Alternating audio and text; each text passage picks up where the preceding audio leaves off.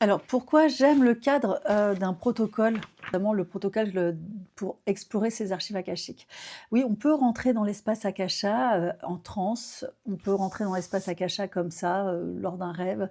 Il y a plein de façons de rentrer dans l'espace akasha. Il y en a plein qui disent qu'ils n'ont pas besoin d'avoir un protocole ou d'une prière pour rentrer dans l'espace akasha. Oui, certes, mais moi, ce que j'aime dans l'espace d'un cadre, protocolaire, hein, déjà, c'est on y me place de l'humilité, hein, c'est-à-dire qu'on rentre un petit peu dans cet espace akasha en toute humilité.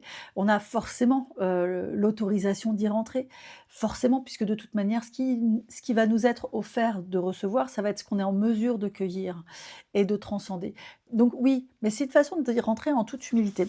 Et puis aussi parce qu'il y a tout ce qui est peur, autosabotage, le doute, qui limite, mais aussi tout ce qui est mental, ego, guide usurpateur, par exemple, des gens qui se font passer pour des maîtres ascensionnés, qui ne sont pas vraiment maîtres ascensionnés, qui viennent vous frapper à la porte. En fait, tout ça peuvent être des freins à une bonne réceptivité et aussi à une bonne progression et aussi à une bonne interprétation, ou à une bonne retranscription des messages. Oui, parce que c'est pas parce qu'on capte, je vous le redis, qu'on capte du bon. C'est pas parce qu'on est médium qu'on capte que des bonnes vibrations. Donc c'est vrai que le cadre, le protocole de rentrer dans l'espace akasha, tel que moi je l'ai défini dans ma formation, ça permet d'être avec des bonnes bases, de cheminer avec des bonnes bases, mais aussi et surtout d'être dans un espace consacré. L'espace du rituel, il est important. C'est-à-dire que consacré, ça veut dire que c'est un espace qui n'est pas linéaire, qui n'est pas, temporel, il est plutôt multitemporel et multidimensionnel. C'est pour ça que c'est important pour moi de rentrer dans un cadre, dans un protocole d'ouverture d'archives akashiques. Ça ne m'empêche pas, le matin, d'avoir des connexions, d'avoir des messages qui arrivent comme ça hors cadre.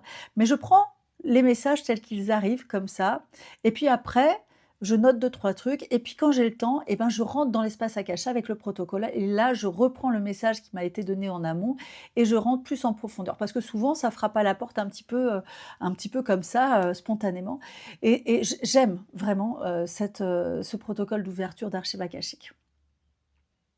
Et d'ailleurs, même si, tu ne reçois pas de messages de tes maîtres ascensionnés, ceux auxquels tu aspires énormément, tu vas recevoir tout autant des messages de haute vibration, que ça soit des guides, des archanges, effectivement d'autres maîtres ascensionnés, parce qu'il y en a plein. Ça peut être aussi des messages et des intervenants de ta lignée familiale, parce qu'il y a des blocages transgénérationnels, qui se sont accrochés, qui sont encore, dans ton présent, mais qui ne sont plus d'actualité. Il va y avoir aussi des guides, qui vont ouvrir des portes sur des vies antérieures. D'ailleurs, les archives akashiques ne sont pas un espace que de vie antérieure, d'ailleurs, je tiens à le dire. Et tu vas aussi recevoir d'autres messagers, voilà, des messages spontanés, des guides de ta vie là, d'autres vies, de plein de choses, des êtres aimés, des gens que tu as rencontrés dans ta vie qui sont aujourd'hui à la lumière, qui ont envie de te partager tout un tas de messages en but, en ayant aussi pour mission de te faire avancer sur ton chemin de vie. Le protocole, il nous permet déjà aussi d'être dans des bonnes conditions de réceptivité. Ouais, tu sais, ce sacré mental, cet ego, cette personnalité qui prend le dessus, qui parfois, fait des raccourcis ou qui, invente, qui brode des choses comme ça. Bah, là, quand on est dans un espace consacré et ben, c'est beaucoup plus léger.